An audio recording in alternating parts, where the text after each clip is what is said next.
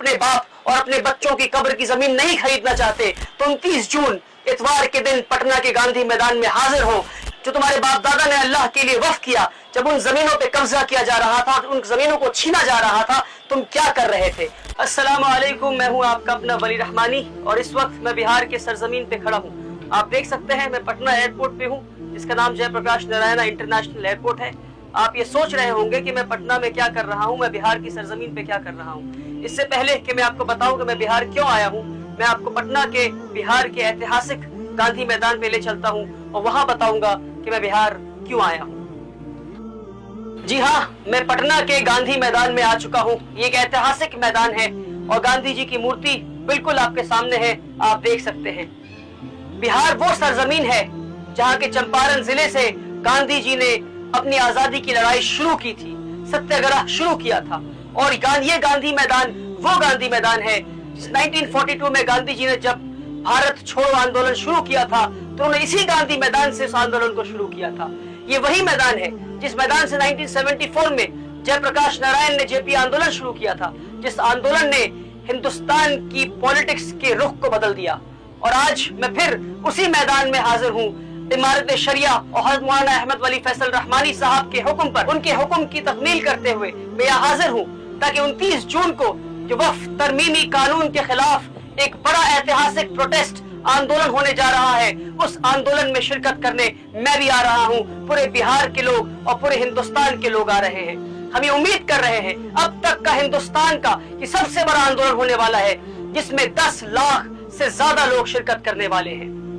जब गांधी जी ने अंग्रेजों के खिलाफ सत्याग्रह शुरू किया था, उस लड़ाई में, उस जंग में हिंदू भी थे, मुसलमान भी थे, सिख भी थे, ईसाई भी थे।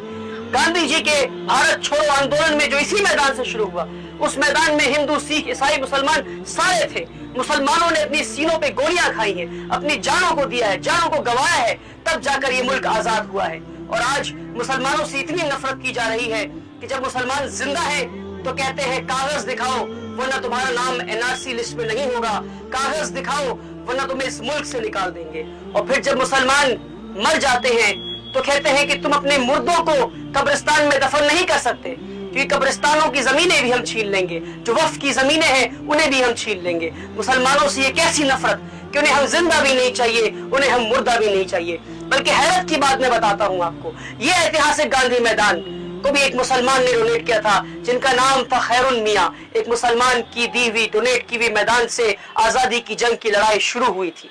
जब से वक्फ तरमीमी कानून लागू हुआ है, तब से लेकर अब तक इस मुल्क में कई सारे मदरसों को, मस्जिदों को तोड़ दिया गया है, वक्फ की जमीनें छीन ली गई है और इन खबरों को भी दबाया जा रहा है। बल्कि भी हाल फिलहाल में साक्षी महाराज ने यह तक कह दिया कि मुसलमानों को कब्र की क्या जरूरत है, मुसलमानों के मुर्दा लाशों को जला दिया जाए, उन्हें कब्रिस्तान और कब्र की कोई जरूरत नहीं है। अगर आप अपने बाप की कब्र की जमीन नहीं खरीदना चाहते, क्योंकि कब्रिस्तान की जमीनें छीन ली जाएंगी, तो 2 गज जमीन भी आपको अपने बाप के लिए, अपने वालिद के लिए खरीद कर उन्हें दफनाना पड़ेगा। अगर आप अपने बाप और अपने बच्चों की कब्र की जमीन नहीं खरीदना चाहते तो 29 जून इतवार के दिन पटना के गांधी मैदान में हाजिर हो।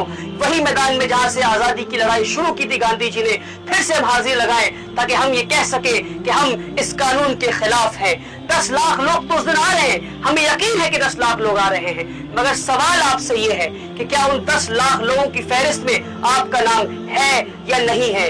क्योंकि कल क़यामत के दिन जब अल्लाह सवाल पूछेगा कि तुम्हारे बाप दादाओं की मेहनत, खून पसीनों की कमाई हुई पैसों की जमीनों को जो तुम्हारे बाप दादा ने अल्लाह के लिए वक्फ किया, जब उन जमीनों पे कब्जा किया जा रहा था, उन जमीनों को छीना जा रहा था, तुम क्या कर रहे थे? तो उस वक्त आपके पास 2 ऑप्शन होगा।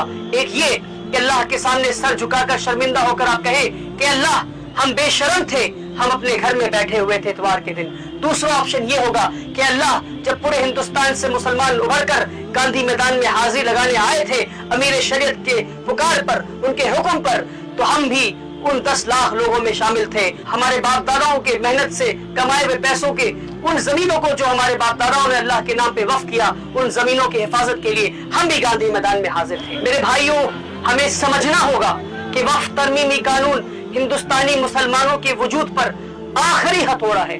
अगर हम अब नहीं खड़े होंगे तो कब खड़े होंगे?